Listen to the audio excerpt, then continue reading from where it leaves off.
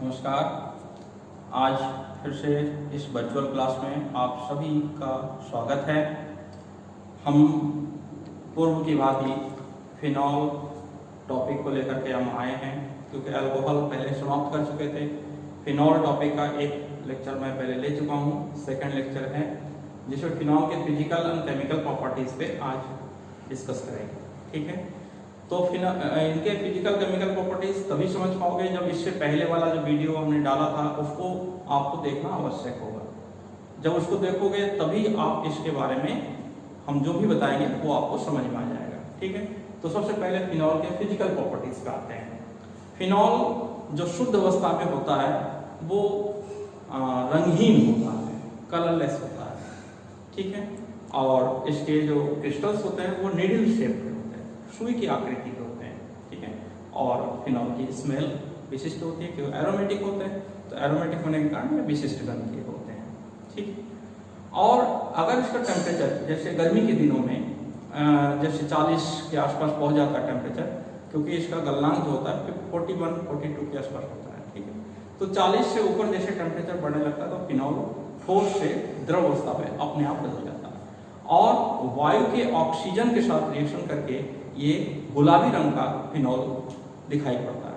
तो जब हम लोग प्रैक्टिकल में फिनॉल देते हैं तो अक्सर प्रैक्टिकल अगर मार्च में पहले होते थे तो उसमें टेम्परेचर ज़्यादा होते थे, तो ज़्यादा होने के कारण फिनॉल गुलाबी रंग का दिखाई पड़ता था प्रैक्टिकली लिक्विड अवस्था में।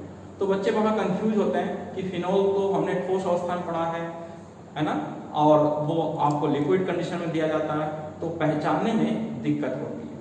तो फिनॉल की फिजिकल प्रॉपर्टीज जरूर देख लीजिए। फिजिकल प्रॉपर्टीज में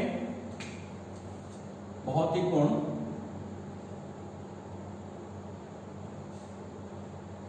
भौतिक गुण में फिनॉल शुद्ध अवस्था में रंगहीन, ठोस व सुई की आकृति के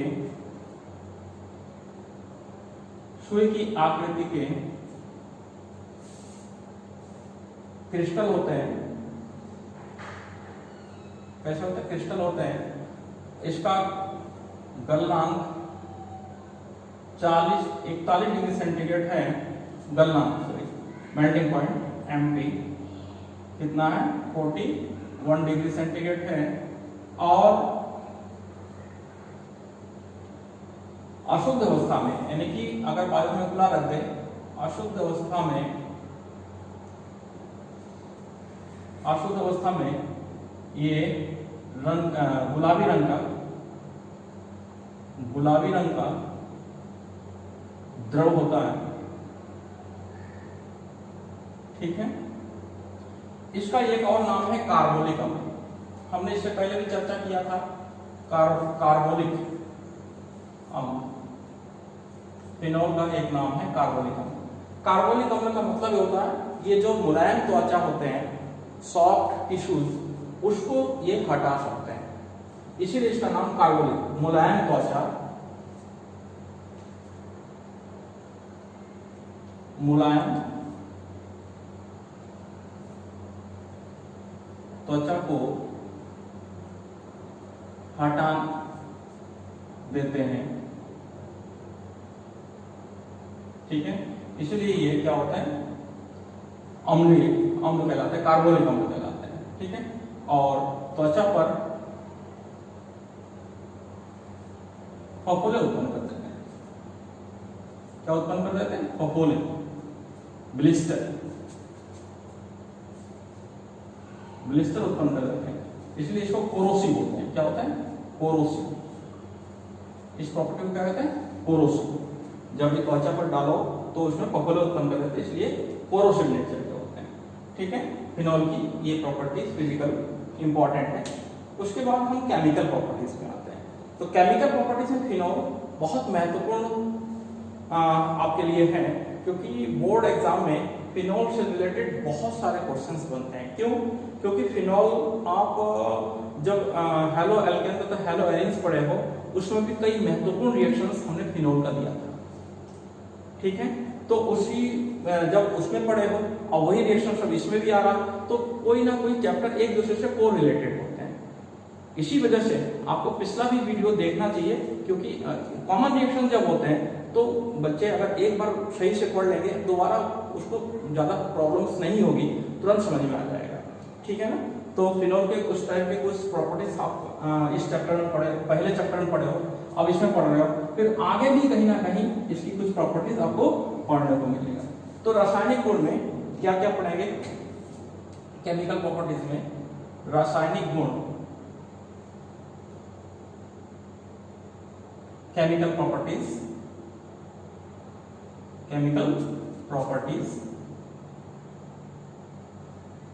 केमिकल प्रॉपर्टीज में सबसे पहले हम फिनॉल की जो एसिडिक प्रॉपर्टी है, अम्लीय गुण को समझाते हैं। फिनॉल के सबसे पहला क्या गुण है? अम्लीय। ये अम्ल होते हैं, हमने अभी नाम भी लिखा था, इसका नाम क्या है?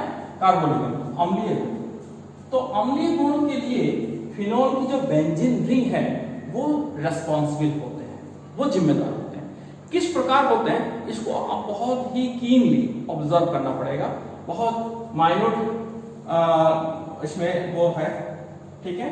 देखिए फिनॉल इस प्रकार की संरचना रखते हैं,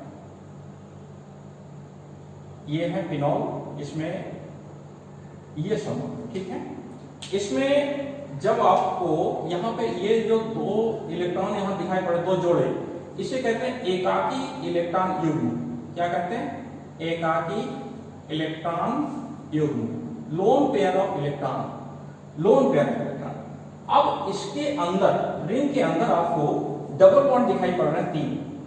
तो क्या होता है कि फिनॉल में जो फिनॉक्साइड आयन है, इस इलेक्ट्रॉन को विस्थानीकृत, डिस्टेबलाइजमेंट कर देते हैं। इस इलेक्ट्रॉनों को क्या करते हैं? विस्थानीकृत कर देते हैं, ये रिंग के अंदर चले जाते हैं। इसको हिंदी में बोलते हैं विस्थानीकृत, विस्थानीकृत, डिस्टेबलाइजमेंट,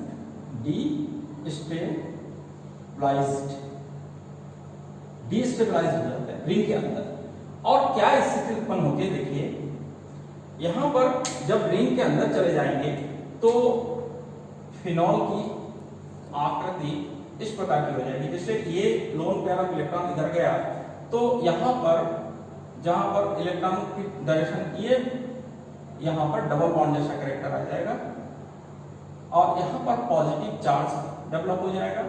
ये बॉन्ड ऐसा ही रहेगा और जो इलेक्ट्रॉन इधर से आया तो इसके ऊपर ये, ठीक है, यहां पर इलेक्ट्रॉन घनत्व बढ़ जाएगा। इस पोजीशन को क्या कहते हैं? ऑर्थो। क्या कहते हैं? ऑर्थो, ठीक है। ऑर्थो पोजीशन पर इलेक्ट्रॉन घनत्व बढ़ जाएगा और इलेक्ट्रॉन घनत्व बढ़ने से यहां पर जो डबल बॉन्ड है इसके बीच में इंटरेक्शन होगा। तो इसके बीच में जब इंटरेक्शन होगा तो अगली स्थिति क्या होगी? देखिए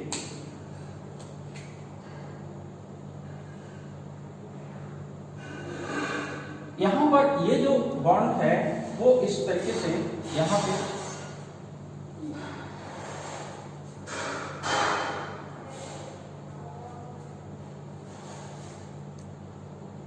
यहां पर अब इलेक्ट्रॉन, ये जो इलेक्ट्रॉन है ये डबल बॉन्ड कहां पे शिफ्ट हुआ? यहां पर, और ये इलेक्ट्रॉन यहां पर आ गया। इस पोजीशन को क्या कहते हैं? पैर, ठीक है। और इस इलेक्ट्रॉन का इस डबल बॉन्ड के साथ में इंटरेक्शन होगा और इस डबल बॉन्ड की स्थिति क्या होगी? इस तरीके से देखिए, ये डबल बॉन्ड कहां पे आ गया? यहां पर। ये पहले से था, ये पॉजिटिव चार्ज, और अब इलेक्ट्रॉन घनत्व कहां पे गया? ये इलेक्ट्रॉन घनत्व यहां पे हो गया, ठीक है। अब इस इलेक्ट्रॉन का अगर ये होगा तो इस डबल बॉन्ड की स्थिति यहां पे होगी, ठीक है। ये सब रेजोनेटिंग स्ट्रक्चर्स ऑफ फिनॉल पढ़ा रहे हैं आपको, ठीक है। अब जब ये डबल बॉन्ड यहाँ पे आ जाएगा तो यहाँ पे ये होगा, ये बॉन्ड यहाँ पे बन चुका है यहाँ पर। अब यहाँ पर सिंगल बॉन्ड की स्थिति आ जाएगी, फिर से स्थिति वही प्राप्त कर लेगा, ठीक है। इसको हम रेड कलर से दिखाएं तो रेड ही से रहने दो। ये फिनॉल की कैनोनिकल स्ट्रक्चर ऑफ, यानी कि अनुनादी संरचनाएं, इसको क्या कहते हैं? अनुनादी अनुनादी संरचना। ठीक है, ये आपको देखना पड़ेगा। और इस सब पोजीशन को क्या कहते हैं, यहाँ इसको भी कहते हैं ऑर्थो। तो फिनॉल में लोन पेयर ऑफ इलेक्ट्रॉन की उपस्थिति के कारण कहां कहां पर इलेक्ट्रॉन घनत्व बढ़ गया, ऑर्थो पे, पैरा पर और ऑर्थो पर। इस लोन पेयर ऑफ इलेक्ट्रॉन के कारण ऑर्थो, पैरा और ऑर्थो स्थान पर इलेक्ट्रॉन घनत्व बढ़ गया। इसलिए अब जब भी ये इलेक्ट्रोफिलिक सब्स्टिट्यूशन रिएक्शन देंगे तो वो क्या करेगा, ऑर्थो और पैरा स्थान पर ही ये जुड़ेंगे, उत्पाद बनाएंगे। ठीक है, अब यहां पर एक स्थिति आपको देखने को मिल रहा है, जब ये यहाँ पे पार्शियल पॉजिटिव चार्ज आपको दिखा रहे हैं, तो अगर इसको आप जल के साथ क्रिया करा देंगे, ठीक है, इसके साथ में जल के साथ जब रिएक्शन करा देंगे तो देखिए फिनॉक्साइड आयन बन जाएंगे। क्या बन जाएंगे, फिनॉक्साइड आयन। ये है, इसके साथ अगर जल की क्रिया करा देंगे तो ये फिनॉक्साइड आयन बना देंगे। और फिनॉक्साइड आयन भी रिजोनेटिंग स्टेबलाइज होते हैं, इसे कहते हैं फिनॉक्साइड आयन, फिनॉक्साइड आयन। ठीक है, और phenoxide ion already resonating stabilize होते हैं, उसको भी मैं इसके बाद समझाना चाहता हूं। तो सबसे पहले आप इन स्ट्रक्चरों को फिर से एक बार देख लीजिए कि किस कारण अम्लीय हुआ, क्योंकि यहां पर जब ये पार्शियल पॉजिटिव चार्ज उत्पन्न हुआ, आंशिक धनात्मक आवेश, क्योंकि इलेक्ट्रॉन जब यहां से चला गया तो इसके ऊपर आंशिक धनावेश आ गया अपने आप, और ये आंशिक धनावेश के कारण ये अम्लीय गुण प्रदर्शित किया। ये अम्लीय गुण का कारण है। और अम्लीय गुण करने के कारण इसमें जो फिनॉक्साइड आयन बना, ये रिजोनेटिंग भी स्टेबलाइज होते हैं। फिनॉक्साइड आयन की अनुनादी संरचना इसके बाद में बनाता हूं। ये अगर समझ में आ गया इसको नोट कर लो, फिर हम फिनॉक्साइड आयन की अनुनादी संरचना समझेंगे। ठीक है, तो फिनॉक्साइड आयन में अम्लीय गुण किस प्रकार से ये दिखाएगा और किस प्रकार से अनुनादी संरचना बनाएगा उसको देख लीजिए इसकी। ठीक है, यहाँ पे ये माइनस आयन था, तो इसकी जो हम अनुनादी संरचना बनाते हैं फिनॉक्साइड आयन की, ये यहां पर है। ठीक है, अनुनाद के कारण देखिए यहां पर जब इलेक्ट्रॉन घनत्व इस प्रकार से है तो क्या होगा, जैसे अब आपको डबल बॉन्ड की स्थिति दिखानी पड़ेगी, अन्यथा नहीं चलेगा काम। तो जब ये इलेक्ट्रॉन घनत्व यहाँ पर जैसे था, ठीक है ना, तो अब इलेक्ट्रॉन घनत्व यहाँ पर जब था, अब ये इलेक्ट्रॉन यहाँ पर चला गया, कहाँ, इसके ऑर्थो पोजीशन पर। ठीक है, इस तरीके से ये चला गया। ठीक है, तो चला आया तो इस बॉन्ड की पोजीशन कहाँ होगी, यहाँ जाएगी, तो इसके बीच में ये डबल बॉन्ड बना देगा। और यहाँ पर ये माइनस आवेश और आपके ये डबल बॉन्ड है और ये डबल बॉन्ड है, ये स्थिति रहेगी, ये फर्स्ट पोजीशन इसकी बनेगी। अब यहाँ पर असंतृप्तता और यहाँ पे इलेक्ट्रॉन घनत्व अधिक होने के कारण इस पोजीशन को तो आप जान ही गए होंगे कि ये ऑर्थो पोजीशन है। और यहाँ पर ये अगले पोजीशन पे क्या करेगा, इस इलेक्ट्रॉन को जब ये अनसैचुरेटेड की तरफ डाइवर्ट होगा और ये बॉन्ड इधर डाइवर्ट होगा तो इसकी स्थिति इस प्रकार से बनेगी। ठीक है, ये डबल बॉन्ड जैसा कैरेक्टर है और ये बॉन्ड यहाँ चला गया और ये बॉन्ड तो यहाँ पे है ही है, और यहाँ पर आप इलेक्ट्रॉन घनत्व माइनस आवेश। अब यहाँ पर फिर इस तरीके से इंटरेक्शन होगा, इस तरीके से होगा, तो अब आप दिखा सकते हो कि इसकी अगली पोजीशन इस प्रकार से होगी। ठीक है, ये डबल बॉन्ड यहाँ पे आ जाएगा, ये डबल बॉन्ड यहाँ पे है, यहाँ पर ये स्थिति है, और इलेक्ट्रॉन घनत्व कहाँ पर शिफ्ट होगा, ये। ठीक है, अब यहाँ पर फिर से फिर वही स्थिति और ये डबल बॉन्ड की स्थिति इधर आएगी, तो अगली स्थिति क्या बनेगी, अगली रेजोनेटिंग स्टेबलाइज होकर के फिनॉक्साइड आयन अपने पुनः अवस्था को वापस कर लेगा और इस प्रकार से फिनॉक्साइड आयन स्थायी अवस्था में पहुंच जाएगा। और आप सबको एक बात विशेष मैं समझाना चाहता हूं कि ये इस अवस्था की ये अनुनादी संरचना है। ठीक है, और कितने स्टेप से होकर के गया, तो कोई भी अनुनादी संरचना जितना अधिक अवस्थाएं बीच में बनाते हैं वो उतना ही अधिक स्थायी होते हैं। तो यहाँ पे बीच में ये तीन अवस्था को ग्रहण करते हैं, तो जो भी कंपाउंड्स अधिक से अधिक रेजोनेटिंग संरचनाएं बनाते हैं वो उसकी स्थायित्व उतनी अधिक ग्रहण करते हैं। तो ये अनुनादी संरचना है किसकी, फिनॉक्साइड आयन की, फिनॉक्साइड आयन की अनुनादी संरचना है, अनुनाद संरचना। नोट कर लो, क्योंकि अधिकतम बच्चे ये छोड़ देते हैं, तैयार नहीं कर पाते हैं, इसलिए मैं इस पर विशेष जोर दे रहा हूं कि आप लोग इस अनुनादी संरचना को समझ लीजिए। और फिनॉक्साइड आयन की इस अनुनादी संरचना हमने बनाया और अनुनादी संरचना के कारण ये स्टेबलाइज हो जाते हैं और अम्लीय गुण प्रदर्शित करते हैं। ठीक है, अब इसके बाद उसके कुछ रासायनिक गुण में ही, क्योंकि हमने ये मैकेनिज्म इसका कहते हैं, क्रियाविधि कहते हैं कि किस प्रकार से ये अम्लीय गुण प्रदर्शित करते हैं। अब रिएक्शन जब देते हैं तो रिएक्शन के द्वारा प्रूफ हो जाता है कि ये अम्लीय गुण प्रदर्शित करते हैं। रिएक्शन में क्या दोगे? स्वाभाविक बात है कि अगर अम्ल है तो अम्ल की टेस्टिंग के लिए क्या करते हैं, कोई बताएगा? अम्ल वे पदार्थ होते हैं जो नीले लिटमस को लाल कर देते हैं। एक पॉइंट आप लोग जानते हो कि नीला लिटमस पेपर उसमें डाला जाए तो वो रेड कलर का होता है। सेकेंडली, अगर आप किसी क्षार के साथ, बेस के साथ रिएक्शन कराते हैं तो साल्ट और जल बनाते हैं।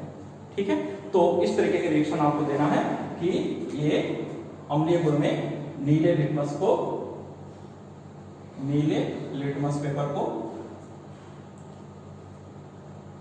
लाल कर देते हैं, लाल रंग में बदल देते हैं। ठीक है, सेकंड पॉइंट आप दोगे, सेकंड पॉइंट में कि क्षार के साथ क्रिया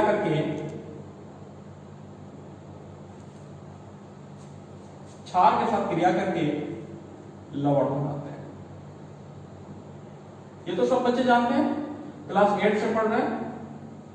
ठीक है, अब क्षार जैसे मान लो आप फिनॉल है, ठीक है, फिनॉल आप इस तरीके से लेटरल भी बना सकते हो, ऐसे ही बना सकते हो। ठीक है, फिनॉल है, अगर आप NaOH के साथ क्रिया कराते हो, ठीक है, तो ये लवण बना देगा, जैसे ON प्लस H2। ठीक है, सोडियम फिनॉक्साइड, सोडियम फिनॉक्साइड।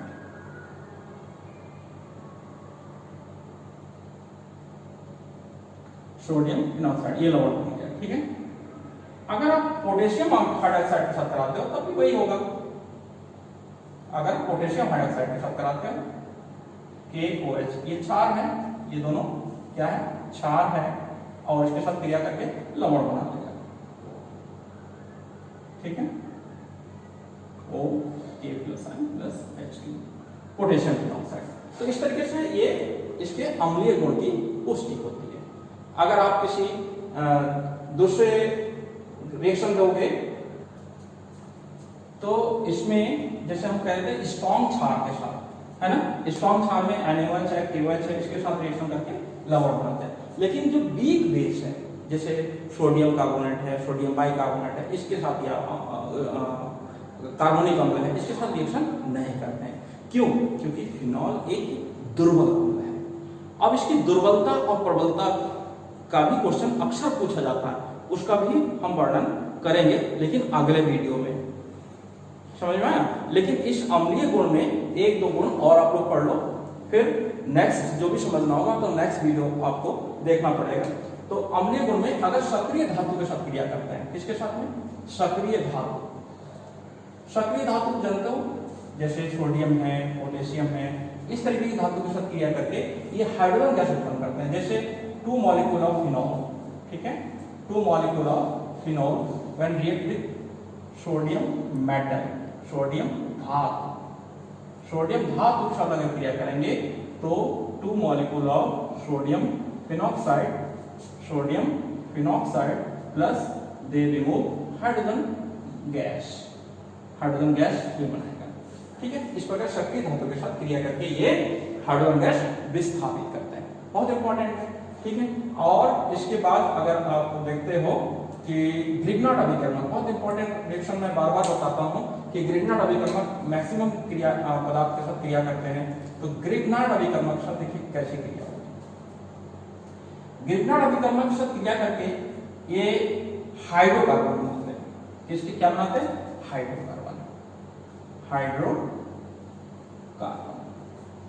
अब जैसे सपोज हम एक ये सब जो है इसके अम्लीय गुण की पुष्टि होती है, इससे अम्लीय गुण की पुष्टि हो रही है, इसके भी अम्लीय गुण की पुष्टि होगी। अगर सपोज हम एक ये है हमने फिनॉल लिया, ठीक है, और इसके साथ में अगर हम मेथिल मैग्नीशियम ब्रोमाइड या ग्रिग्नार्ड अभिकर्मक ले लिया, तो यहाँ पर ये जो हाइड्रोजन है इसके साथ रिएक्शन करके क्या बना रहा है, देखो CH4 मैथेन, ठीक है, क्या बना रहा है, मैथेन, यानी कि इसका जो सक्रिय हाइड्रोजन परमाणु है ये यहाँ से विस्थापित हो गया और ये इसमें जुड़ जाएगा किसके साथ में, फेनॉक्साइड आयन के साथ में OMgBr, ओके। तो मीथेन, अगर हमें एथेन बनाना हो तो क्या करेंगे, एथेन बनाने के लिए क्या करेंगे, अगर हम इसके साथ में क्रिया हम इससे बड़ा मेथिल मैग्नीशियम ब्रोमाइड की जगह पे एथिल मैग्नीशियम ब्रोमाइड लेते हैं C2H5 MgBr, ये भी ग्रिग्नार्ड अभिकर्मक है, ये भी ग्रिग्नार्ड अभिकर्मक है, ठीक है। इसके साथ जब क्रिया करेगा तो ये क्या बना लेगा, सबको समझ में आ गया, ये बन गया एथेन, ओके, C2H6 एथेन। तो इस तरीके से ये हाइड्रोकार्बन बना लेते हैं, इस तरीके से एथेन बन गया। तो आप लोगों को ये समझ में आ गया कि ये फिनॉल जो है एसिडिक प्रॉपर्टी शो करते हैं और एसिडिक प्रॉपर्टी के अंतर्गत इस सारे और भी रिएक्शंस होंगे, लेकिन एसिडिक प्रॉपर्टी को कैसे बढ़ाया जा सकता है, क्वेश्चन कंपटीशन में भी इस तरीके से आते हैं और यूपी बोर्ड और सीबीएसई बोर्ड सब में जो एसिडिक प्रॉपर्टी बढ़ाने के फैक्टर्स होते हैं उसकी डिस्कशन हम इसके नेक्स्ट वीडियो में करेंगे, ठीक है। आप लोग इस वीडियो को ढंग से देखिए और अगर समझ में आता है तो शेयर भी कीजिएगा अपनों के बीच में, ठीक है, जो पढ़ने वाले बच्चे हैं उनके बीच में शेयर कीजिएगा। और अगर ना समझ में आता है कोई टॉपिक कोई पॉइंट्स तो कमेंट्स बॉक्स में जरूर लिखिएगा। धन्यवाद।